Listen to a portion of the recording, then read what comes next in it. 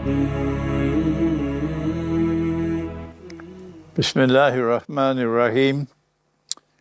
Nahmaduhu wa nusalli ala rasulihil kareem. Assalamu alaikum wa rahmatullah. This topic was scheduled for last Sunday, I believe, and we had to postpone. And again tonight, we do not have enough people for a lecture. So what I'll do is to give some brief remarks, and then we have a discussion session, which could be as valuable as a lecture. Okay. I lectured on this topic the last time, you won't believe it, 30 years ago in Lahore in Pakistan at the request of Dr. Israr Ahmad. I spoke on the philosophy of gender in Islam. But that was 1996. So that was 30 years ago. And I have not returned to the topic in 30 years.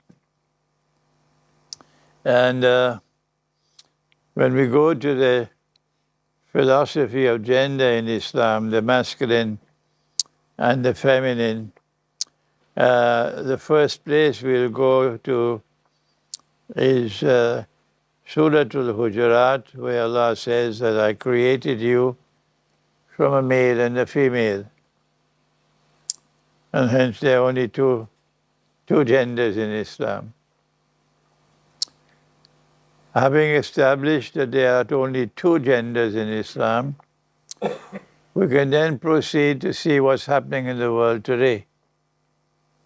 Where in the United States, for example, under Biden, there was an effort to dilute the subject and give us more than two genders. And there was a backlash. And when Trump became president, Trump made it plain and clear there are only two genders. He removed what was done by his predecessor, Biden. But this is still continuing in Europe. And we have to be careful to ensure that we do not allow this false philosophy of gender to come upon us. The Pakistan National Assembly adopted a resolution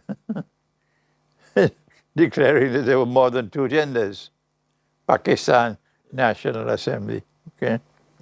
That's how dangerous it is. Then having gone to Surah Al-Hujurat, we go then to Surah Al-Layl, where Allah speaks about that He created the night and the day. And in the same way that He created the night and the day, so too did He create the male and the female. The night and the day are not equal to each other. No one is so stupid or foolish to put an equal sign between night and day. Rather, night and day complement each other. They have a complementary relationship. So this feminist revolution, which now seeks equal rights for women, that men and women are equal, is misguided. When you study Surah Al-Layl, you must look carefully to see how the night and the day interact each other. We don't have the time to do that tonight. In a full-length lecture, yes. How do the night and the day interact with each other? And you will locate the relationship between the male and the female. That when the day is coming to an end, and the day is approaching the night, the sky is painted in colors, the sunset. This is the attraction between the male and the female. If that attraction is diminished or destroyed, then the balance is gone and society will collapse. So the attraction between the male for the female, that attraction must always be maintained at the strongest possible level. But that attraction will begin to wane when men and women mix and are constantly interacting with each other. The attraction remains powerful when they're kept apart. And that's why in the system of education, you have boys and girls together in the primary school, but not in the secondary school, and not in the college, because you want to keep them apart from each other in order to keep the attraction of the male for the female at fever pitch. And then when the night embraces the day at sunset, then the whole night is spent, and now look what happens at dawn. At sunset it was a ball of fire, but at dawn is one ray of light, and then a second and a third, as though the night is holding the day, doesn't want the day to leave, and the day is struggling to leave, slowly, slowly, slowly. This is the attraction and the intensity of the desire of the female for the male. So this is a subject we should devote attention to. And there are so many verses of the Qur'an concerning the rotation of night and day. Allah spends many, many verses on this, using different language. It's a minefield for a researcher, the rotation of night and day. And then we will turn now to the verse where Allah says, "Inna sa'yakum lashatta," that you are functionally different, and therefore is given to the male certain functions to perform, and to the female certain functions to perform. What are those functions? وَجَعَلْنَا اللَّيْلَ لِبَاسًا وَجَعَلْنَا النَّهَارَ مَعَاشًا. We gave you the day to work and to earn your livelihood, to struggle, to plant. And we gave you the night as a covering, as libas. And so, if the night starts working out in the day, the night goes and pursues a career, then the night will no longer be night. And women will lose their femininity. When the Soviet Union collapsed and East Germany was now united with West Germany, this happened 50 years ago, 55 years ago. West German men were hungry for East German women because the West German women had become so westernized that they were losing their femininity, whereas the East German women had not lost their femininity so much. I went to the west coast of the United States, Vancouver, San Francisco, Seattle, and I've forgotten the names now of the other cities. And I found a huge number of American men married to Indonesian women. Why? Because the Indonesian woman had preserved her femininity, whereas the American woman had become so masculine. And so here is Surah Al-Layl informing us about the functional difference between the male and the female. The Qur'an then goes on in in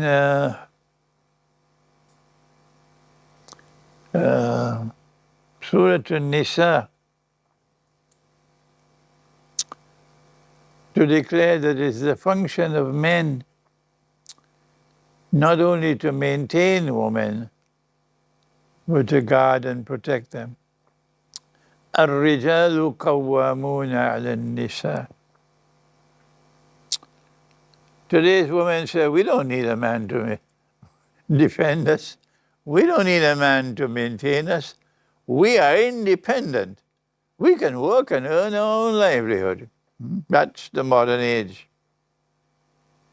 Yes, of course, a woman is entitled to earn her livelihood on the condition that she does not abandon a functional role as a woman, as a mother, and as a wife. Khadija radiallahu ta'ala anha was a businesswoman, but she gave birth to 7 children for Nabi Muhammad alayhi salatu wasalam. And she was a full-time mother, full-time mother.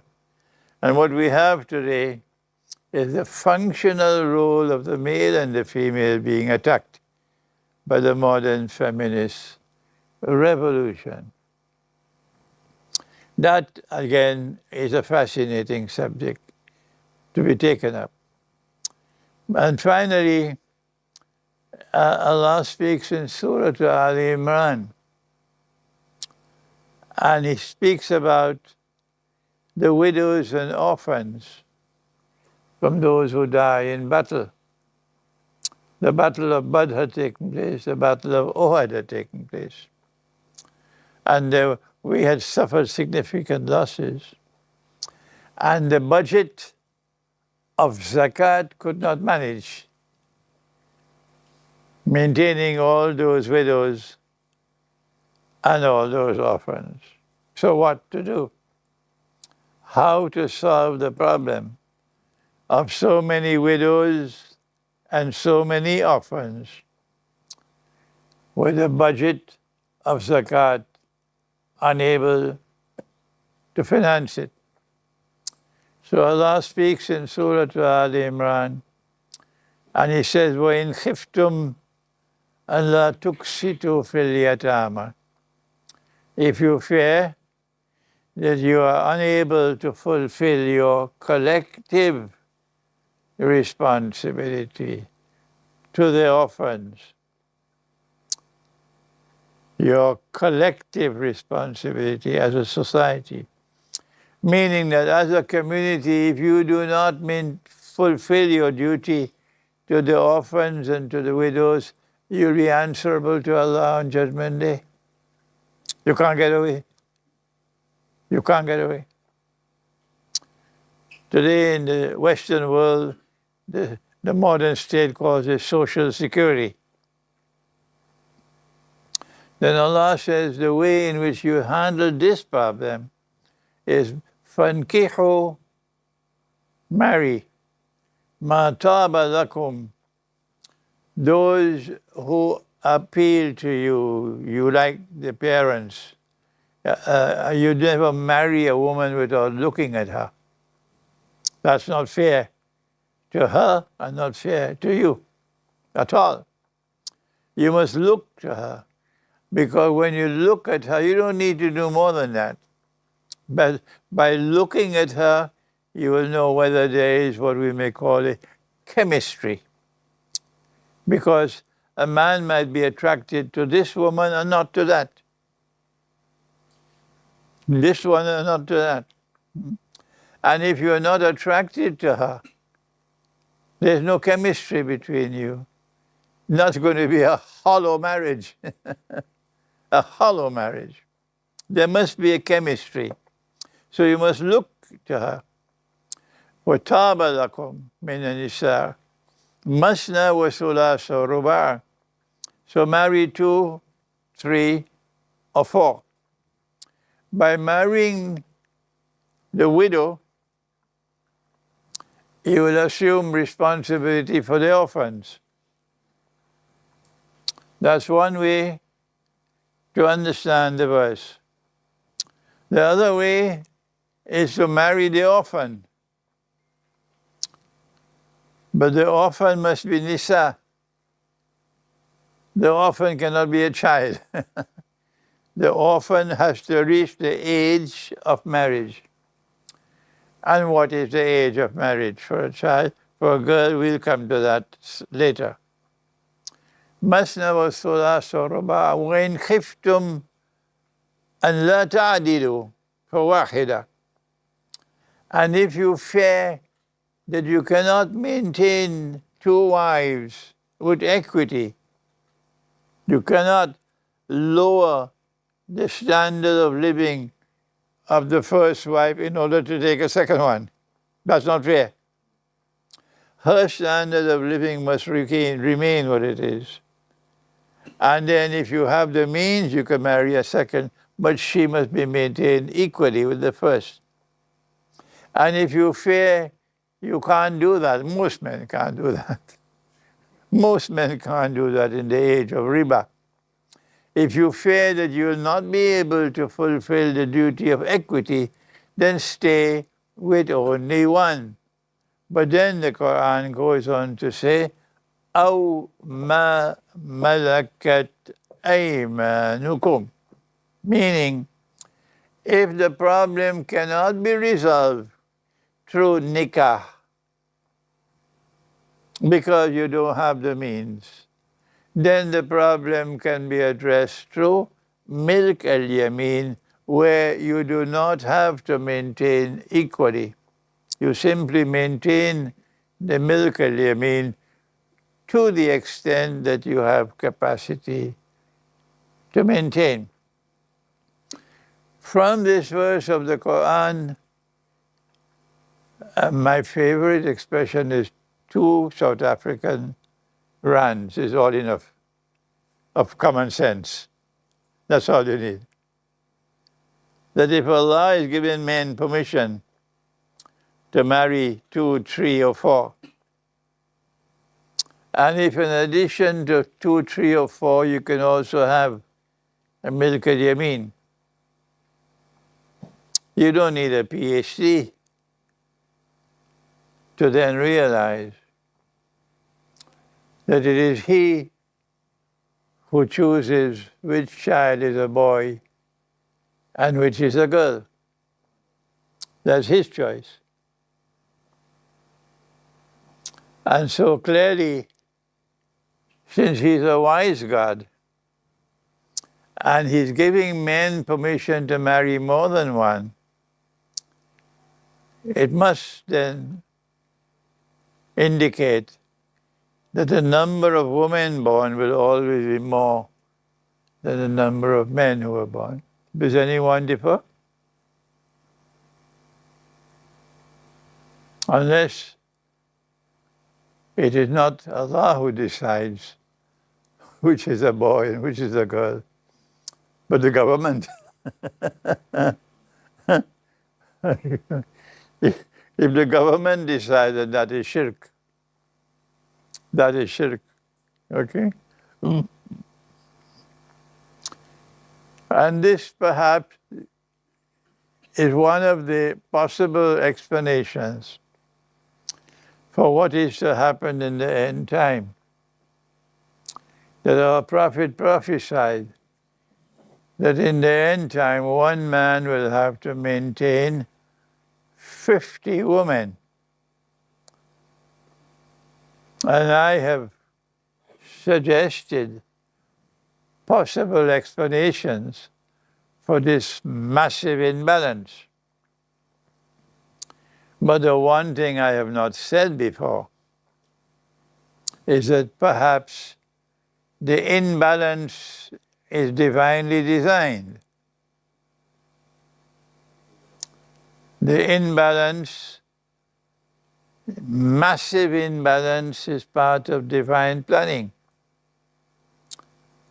How are you going to solve that problem if you do not have divine guidance?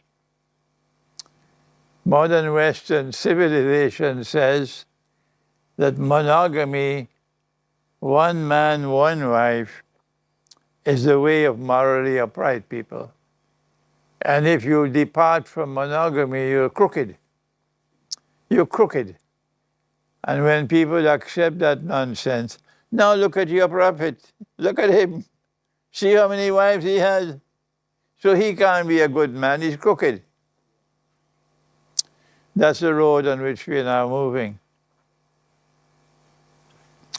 And so part of the subject of femininity and masculinity is the divine imbalance between women and men and the necessity for plural marriages.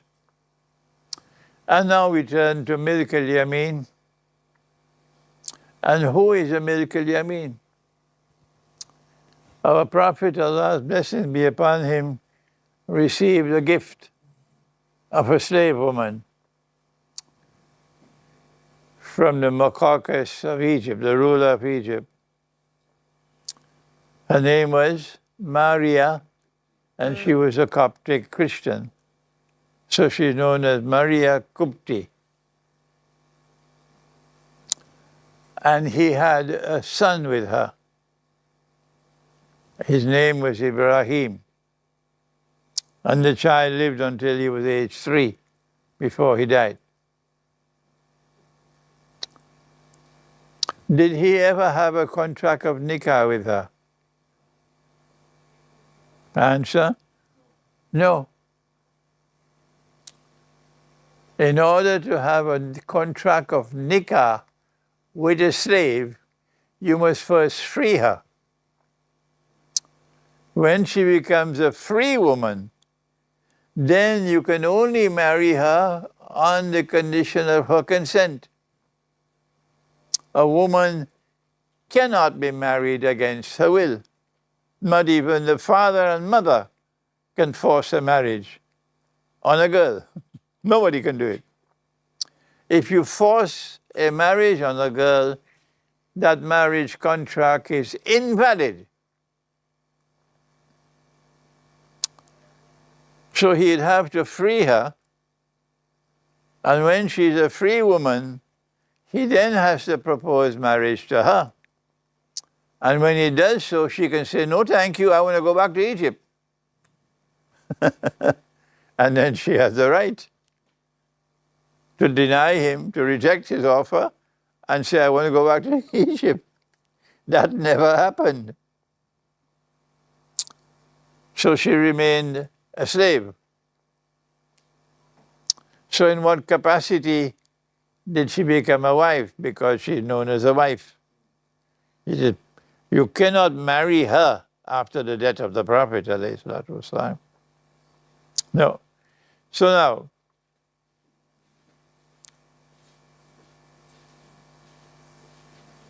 what is the status of Maria Kupti? Is she his wife, yes or no? Answer, no one denies that Maria Kupti was the wife of the Prophet alayhi salatu wassalam. Well then, if she was his wife, how come there was no contract of nikah? Answer, she was a wife, but not a wife of nikah. She was a milk al-yamin. That is the answer. Good. Is this something granted exclusively to the Prophet? That only you and no one else can have a milk al-yamin? Who is that ignorant person who will declare such? Of course not. This is not exclusive to the Prophet. Hence, to have a milk al-yamin is sunnah. Does anyone differ? Tonight we have a small gathering, so we can chat, we can talk. You're not going to sit down tonight and say nothing. I'm not going to let you get away. Yeah. Is it applicable today to have milk al-yamin? Okay, the question is the Sunnah applicable today, or should we abandon the Sunnah? That's the question.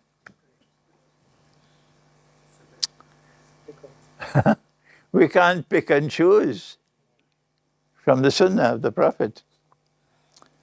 No, because Allah says, لَقَدْ كَانَ لَكُمْ فِي رَسُولِ اللَّهِ أُسْوَةٌ حَسَنَةٌ. This is absolute truth in the Qur'an. Absolute truth is not temporary. Absolute truth is eternal. Absolute truth is not valid in one place and not another. Absolute truth is universally valid. Yeah. Another question, if there is offspring from this marriage. Now you're going ahead of the subject now. You're going ahead of the subject. I'm proceeding step by step because I'm a teacher. And we were talking about marry 2, 3, or 4. Which surah is this? Ali Imran, yes, Surah Ali Imran. Marry 2, 3, or 4. But if you fear, you will not be able to act justly to your wives, then stay with only one. And then in that case, you solve the problem of the widows and orphans through the mechanism of milk al-yamin. And we had reached the stage where we were defining who is a milk al-yamin. And I have already offered you the evidence that Nabi Muhammad ﷺ had a milk al-yamin, and she was not a fly-by-night woman, she was his wife. She had the status of a wife. She was not a woman you keep in the dark like a rat. You know, rats like the dark. Rats like the dark, but men prefer the sunshine. There's a difference between a rat and a man. So he is not keeping this woman in the dark like a rat. No. She is recognized as his wife, but not a wife of nikah, a wife of milk al-yamin. Who was this? Prophet Muhammad alayhi salatu wasalam. And so we said that this is the Sunnah. This is the Sunnah. And the Sunnah is eternally valid and universally applicable. The verse that the Mutashabih is not interpreted verse. What he said? Is the verse muhkamat or mutashabih? There is nothing unclear about this verse. Even only 2 South African rands of common sense is enough. Marry 2, 3, or 4. And if you fear that you will not be able to manage with equity, then stay with only one or your milk al-yamin. There's nothing to be interpreted here. Yes? The verse of the milk al-yamin, is that a clear-cut verse? The verse of milk al-yamin, is that also muhkamat? But that's what I just said. I just said to you, even with only 2 South African rands of common sense, it is clear that this verse is plain in and by itself. That's muhkama. Shall I repeat it? That's okay, it's a law. Yeah. Good. So what's the difference between milk al-yamin and a wife of nikah? Answer: the difference between the milk al-yamin and the wife of nikah is, first of all, she's a slave. And she's a free woman. And our scholars point out that slavery is now abolished and illegal. And therefore they come to the conclusion, correct me if I'm wrong, correct me if I'm wrong, the world of Islamic scholarship has come to the conclusion that since slavery is now abolished, it's illegal, about 15 verses of the Qur'an have now become obsolete and redundant and are now fit for cold storage. Correct me if I'm wrong. Correct me if I'm wrong, please. Huh? About 15 verses of the Qur'an on Milkal have now become obsolete. You know the meaning of obsolete? The old laptop you had can't be repaired anymore, it's obsolete. Have to buy a new one. Redundant, no longer applicable, no longer valid. It's lost its validity. All these verses of the Qur'an.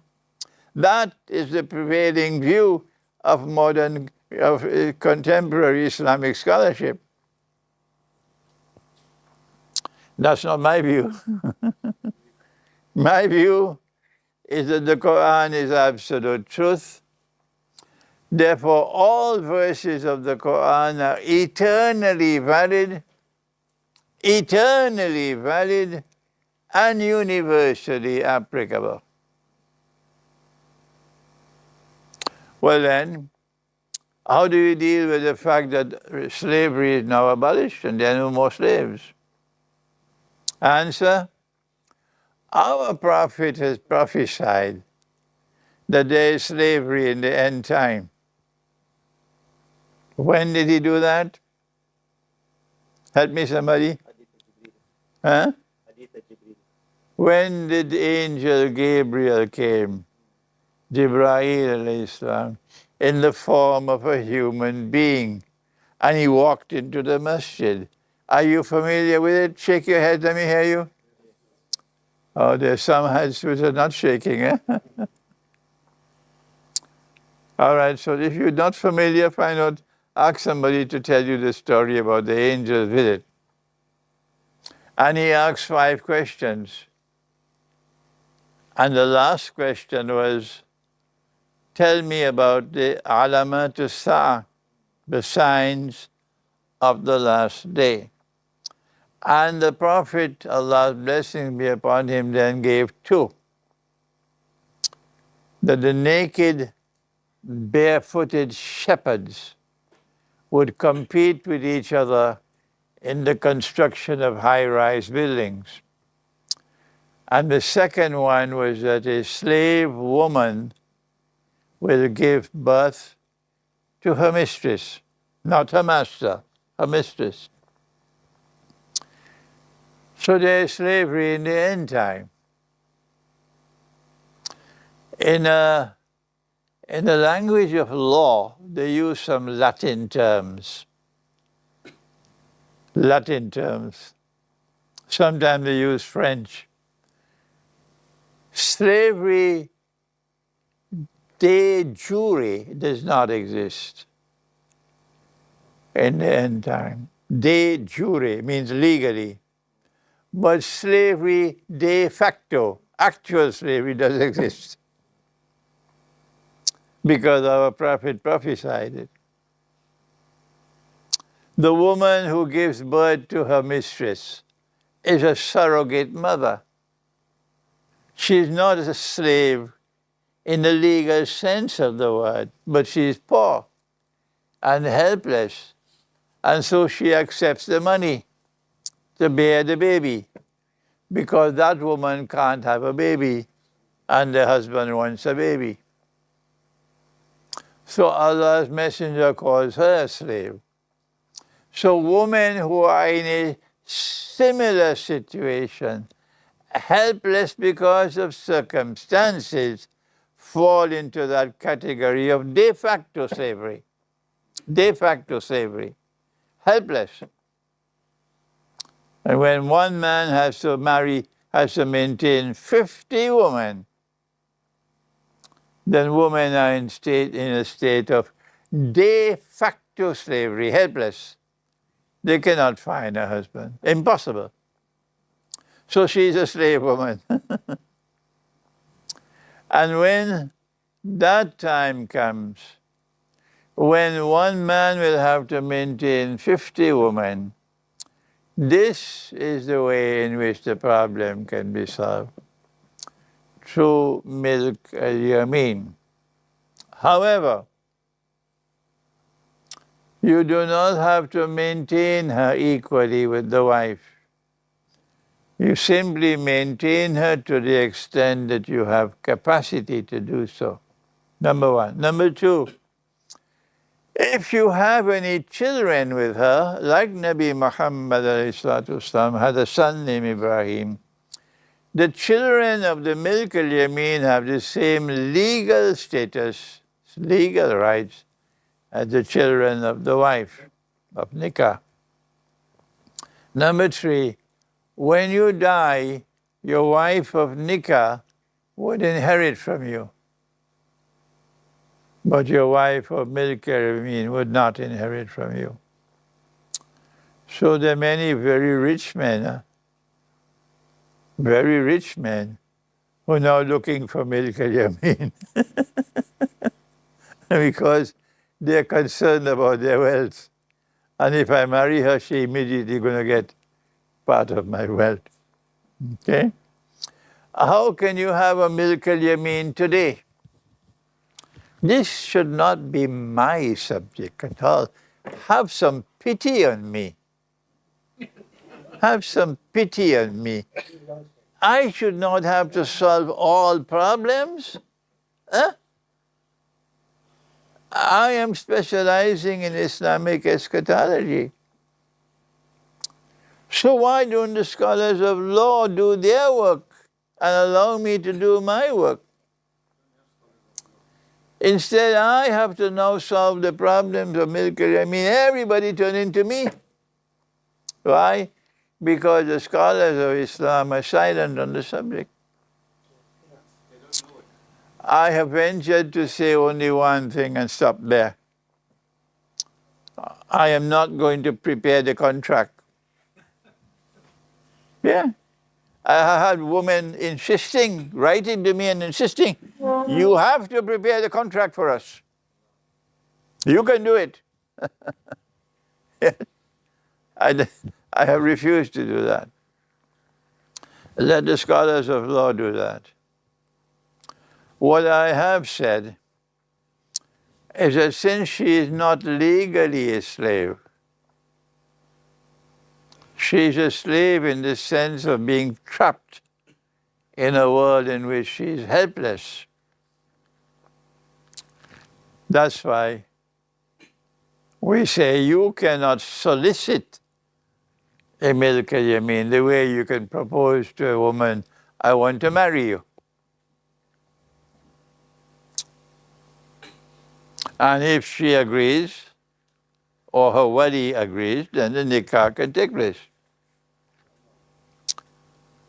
I have said it is she is the one who is in difficulty. She cannot get a husband. If she's an old woman, past the age of biological desires, maybe she can survive without a husband. When you're old, it's not the same. The tempest is not raging when you're old. Life is easier.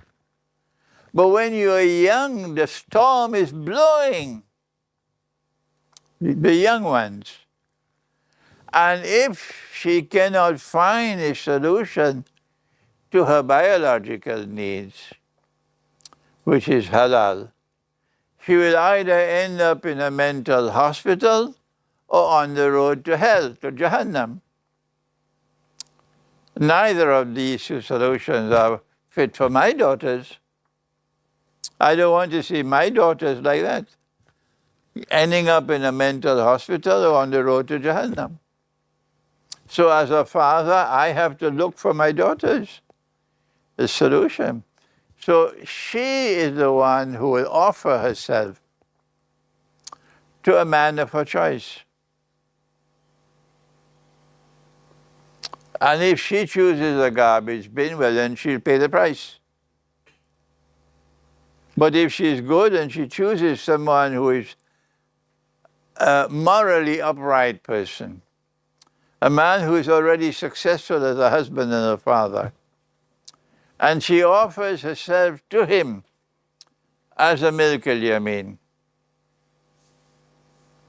then and only then is he in a position to accept.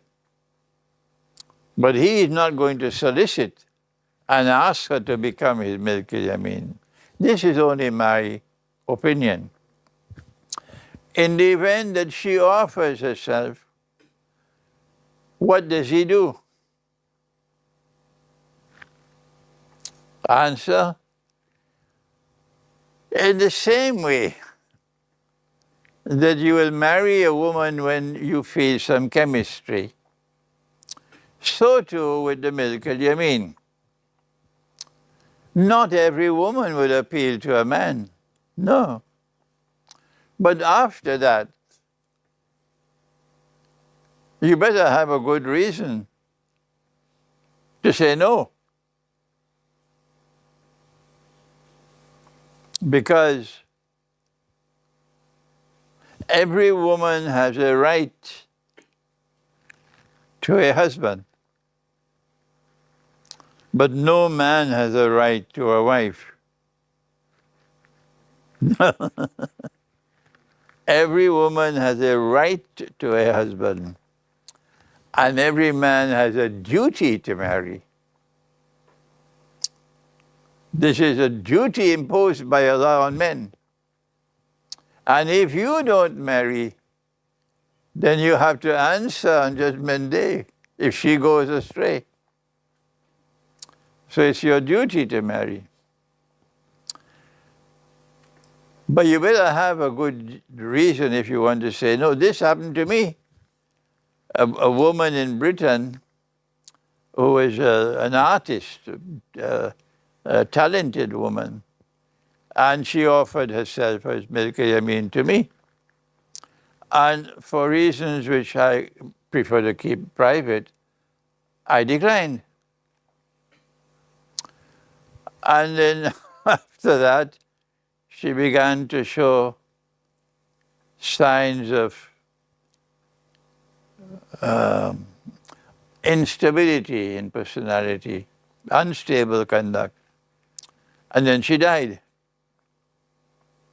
Of course, I feel great pain and sadness in my heart for what happened to her. But I believe I took the right decision. I have no regrets in taking the decision that I took, for reasons which should remain private. Now then, if you turn her down, you better have a good reason to do it. All right? Because the consequences for her can be bad. Now then, when you marry her, it's a contract of milk al-yamin. Don't consider her to be a standby wife. She is your wife. She must have the status in the public as your wife. You must take her out in public and introduce her as your wife. The fact that she is your milk al-yamin is private between you and her. It's there in the contract. But that woman must have status in society. She must not be someone kept in the dark. This is a brief, I wish I had not spoken so long. My intention was to speak briefly. This is a very brief summary of what I lectured on 30 years ago, the philosophy of gender in Islam in Lahore, in Pakistan, And now after 30 years, I've returned to the subject. So now then, if you have any questions or comments, this is the interesting part of the evening.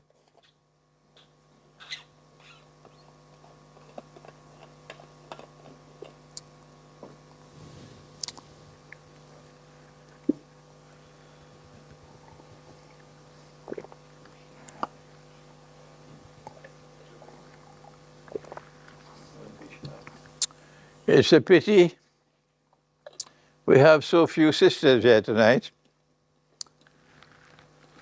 Did you write a book on this? This subject is not a priority for me. The Qur'an and sacred time is more important for me at this time. The Qur'an and the crucifixion is more important for me at this time. There's several other topics more important than this one for me at this time. Yeah. Anybody? If you say, sorry, if you say that the 15 verses are going to become obsolete, 15 verses on slavery, right? I never said so. No, it will, I mean, hypothetically speaking. I said that is what they say, not me. They. Your world of Islamic scholarship, your Maulanas, Muftis, go and ask them. Go and ask them, can we have a Milk al-Yameen today? Ask them and get the answer. No, my question was, if it may be from a time base, it could be obsolete today, i.e. inapplicable. But there could be a time in the future, maybe another 1,000 years from now, when those verses will become applicable again. But for now, we have only one category of human. We don't have free people and enslaved people. So now we're going to create a category again to make those verses valid. You have not traveled as much as I have traveled. I have had so many women in so many parts of the world come to me and tell me their stories. And sometimes I can't cry in their presence, but the tears flow afterwards because they are suffering so much. They need to get married, they can't find husbands. And you are telling me this is for the future. I'm telling you this is today already. I have several students of mine who have taken Milk al-Yameen and they're living happily. They're living happily, yes. And those women are not on the street. They're being taken care of. Yeah. Can you do Milk al-Yameen without nikah?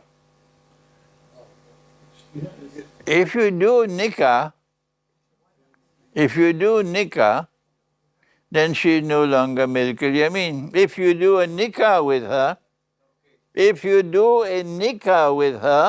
then she is no longer Milk al-Yameen. If you're not married, you never make a nikah. I just said to you, once you do nikah, then what is your question? The question is, you're not in nikah. You don't have a wife, You don't have a wife in the first. and you're taking a milk He al-Yameen hasn't without fulfilled. having a wife. If you do not have a wife and you want to take a Milk al-Yameen, then is it because you do not have the means to maintain her as a wife? Why are you taking her Milk al-Yameen? Huh? If you don't have the means to maintain her as a wife, you will not have the means to maintain her as a Milk al-Yameen, so you can't take her Milk al-Yameen. See, the thing what you spoke about is like the inheritance.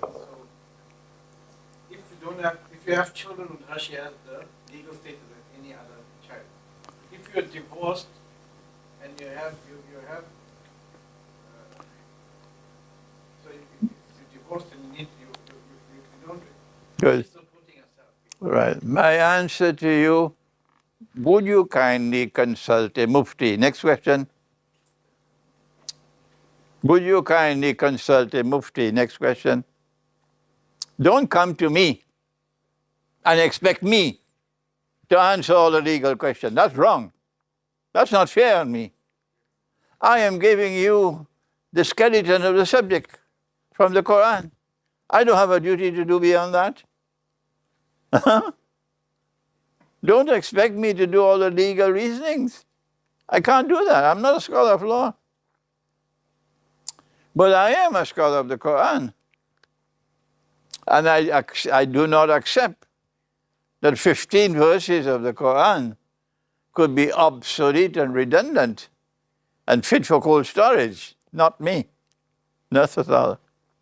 And if you say that we should not have milk al-yamin, you disagree, then would you kindly show 2 South African rands worth of integrity and tell me what is your solution when one man has to maintain 50 women? And of course, you're going to be silent because you have no answer. But you're still saying, I disagree. You have no answer, but you still say, I disagree. That's irrational. That's not the way people think when you have some common sense in your head. If you do not have a solution, then listen and consider this. Don't write it off. When you have a solution, then tell us. Tell us what's the solution.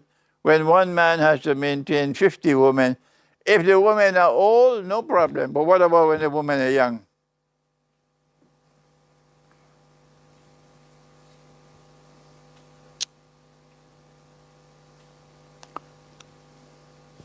You need to separate from milk, whatever the case. We need to separate from milk al-yamin. If you separate from a milk al-yamin, you want to know now the law. You want me to spell out for you the law. That's what you want me to do. How are you going to have a divorce with a milk al-yamin? Imran, you got to study this subject. Spend the rest of your life studying this subject. Take your Islamic eschatology and put it away. And we want you to study this subject and only this subject. And do all the legal reasoning. Go and do a law degree. And then do what no mufti is doing. That's what you want me to do? I am not going to do that. I have done my duty. I have explained the Qur'an. Those who are legal scholars, scholars of law, they must now take over. But you can't find even one, not one, who is prepared to accept the view that milk al-yamin is still possible today. Not one. Yeah. So in this end times, after Zaman, we are enslaved by the system. Most of the time, not our reasons, we were brought up like that. So, to go into, the whole system is working on, in South Africa, without the gold coins and we're using the paper money. So the system is enslaving us, and the ladies consequently. So, would that be taken as slavery? I have come to the conclusion, in the winter of my life as a scholar, I have come to the conclusion that it's not possible. It's not possible for me to change that world of Islamic scholarship out there, that they will remain as they are. And therefore you will not have a solution to the subjects that are engaging us. 1 second. You will not find them offering a solution to the subject of money. What is money? What is the monetary system? And riba. Because they will not change. Not possible. So I have come to the conclusion that if there are graduates of a Darul Uloom or if there are students studying in a Darul who show an interest in this model of scholarship, then we reach out to them, as some of them have come to me in Britain, graduates of Darul in Britain. And we will welcome them and we try to teach them. But the rest, it is not possible to change them. At the same time, we are not going to wage war on them, because part of the work that they're doing is beneficial. When they teach the Arabic language in the Darul, that's beneficial, okay? So what we do is we try to create a new generation of scholars of Islam. And we need not start from in primary school. We need not start with primary schools and secondary school. We can take graduates, for example. There is a Salam in Durban, and there is Islamia College in Cape Town, and there's IPSA, Islamic Peace University in Cape Town, and you have so many Darul Ulooms. So we open our doors with an institute for what we may call postgraduate studies. And we attract these people who have already done work in studying Islam. And we design different kinds of courses. We design, for example, I don't need more than 1 year to teach Islamic eschatology. In 1 year, I will know whether you are fit or you're unfit. There will be some who will survive 1 year, and many who will not. All right? And in this way, we are able to produce scholars for tomorrow. And we can invite graduates of the Darul Uloom who are not hostile to us to come and join us and study with us. In this way, we might be able to produce a mufti tomorrow, who will be the mufti for today. Yeah.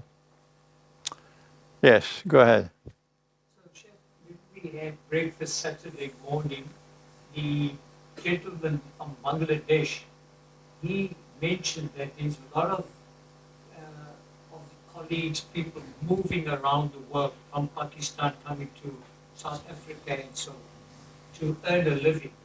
So they're unable to make nikah. So is it permissible for them to take a vodka yami? He traveled all the way to Durban to ask me that question. I said to him, don't expect me to find a milk al-yamin for you. That's not fair. That's not fair. The answer is yes. In my opinion, milk al-yamin is still valid in the Qur'an, and I've just explained that to you. It is still valid in the Qur'an. But how do you implement it when you don't have any mufti? You don't have anyone who's accepting it's possible? How do you explain it? Only those who are my students and who accept my views, they are the ones who are taking milk al-yamin, and they're only few. So this fellow was coming to me to ask me to help him to find a milk al-yamin. That's not fair. And none of you should ask me here. All right? But if a sister, if she turns to me and says, I need a husband, either is nikah or milk al-yamin, then I have a duty to help that girl. I have a duty. I can't just turn her away. I have to now search to see who I can find. All right? Because that is a girl who turns to me and now ask me for help, I have to do something. Similarly, if they turn to you, you have a duty to help. Remember, every woman has a right to her husband, and no man has a right to a wife. Every man has a duty to marry, either nikah or milkit, I mean. Okay, if there are no more questions, yeah. So you said that about the widows, if you don't marry them, or if you don't, then it's a bad thing. What's the question? Except if you don't marry the widows, you answer for the day of judgment.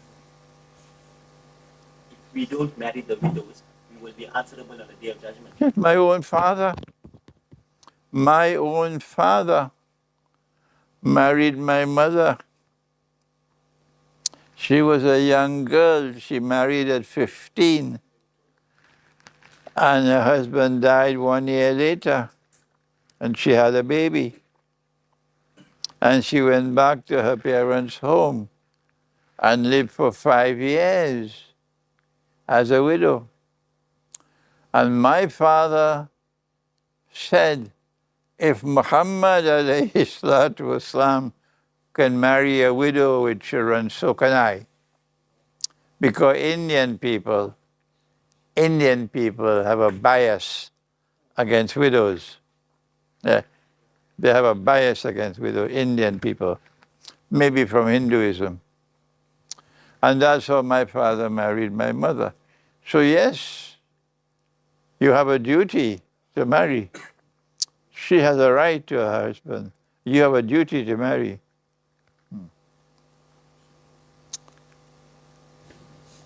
What do you do if you choose to take another wife because she needs a husband and you have the means to maintain her? And your wife now says, I'm out of here. I want a divorce. What do you do? Tell me. Answer? Prepare yourself for the answer. This head must bow in submission to Allah, not in submission to anyone else. You must live for Allah. You must be prepared to die for Allah. Then you're a Muslim. So you submit to absolute truth and to nothing else but absolute truth. So if a wife says, I'm going to leave you if you take another wife, you say to her, I'm going to miss you.